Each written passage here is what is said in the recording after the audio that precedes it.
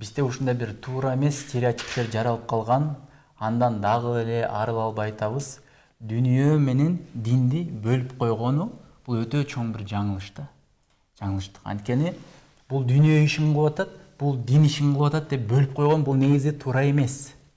Ислам бул ушундай бир система, бул 24 саат бою ар бир жада калса секунд сайын ибадат, Кудайга сыйынууга мүмкүнчүлүк жарата турган дин да. Бул жерде дүнүйө иш кылып атасың, сен аны токтотушуң керек, дин ишине өтпөйсүңбү деген адам өзү бул туура эмес түшүнүктө.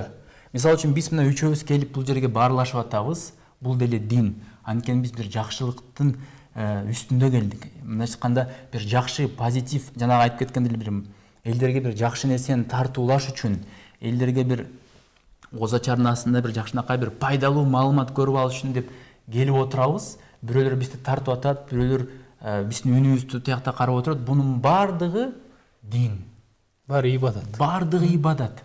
Бардыгы ушул иштер бир ниетибизди эле түздөп койсок, бул ниет Курандан кийинки эле эң зарыл китеп бул Имам Бухаринин китеби. Эң тастыкталган хадистер. Ошол Имам Бухаринин жыйнагында эң биринчи хадисти амалдар ниетке жараша болот деген хадисти келтирген. Кандай гана сен иш кылбагын, эгерде ачык эле арам иш болбосо, анда ошол жерде ниетке каралат. Сен ошо ниетиңди эле түздөп кой, сен доктурсуңбу, экономистсиңби, инженерсиңби, сен жада калса аниматорсуңбу, операторсуңбу, стоодо машиналарды оңдойсуңбу, машина жуйсуңбу, кандай гана кесип болбосун, сен ниетиң элге пайда жеткизейин, ошол жерден адалдан акча табайын, ошол акчама ата энемди, үй бүлө бала чакамды багайын деген ниетиң болсо, бунун бардыгы ибадат.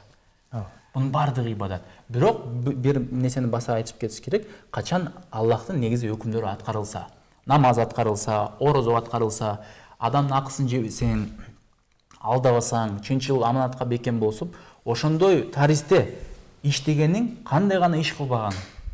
Жада калса тоонун үстүнө чыгып бир эс алып отурсаң, бул деле дин. Буну бир муракка деп коет, мураккаба деп коет. Мындай бир ошол эле дүнүйө таануу да. Мен киммин? Ой жүгүртүү, тафаккур деп. Мен киммин? Мен каяка баратам? Эмне иштерди кылдым? Дагы кандай алдыда кандай максат пландарым бар? Ошонун бардыгы дин. Бир гана бир туура илим алып, анан ниетти түздөш керек. Мындайча айтканда, мусулман болсоң, 24 саат бою дайыма бир выигрыш.